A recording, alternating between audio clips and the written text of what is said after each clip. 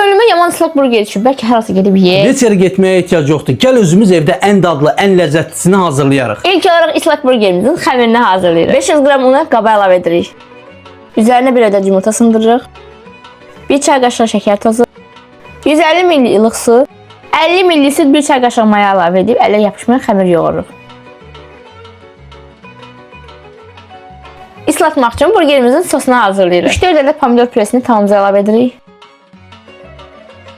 Pomidor püresi artıq bişdikdən sonra üzərinə qaymaq və duz istiət əlavə edib yenidən azca bişiririk.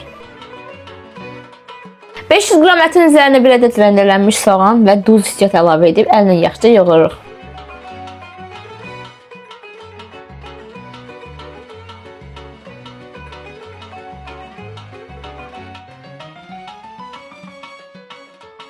İlk burgerlərimizi sosa batırırıq, daha sonra içinə əti və pendirini qoyub buxarda bişəcəyik.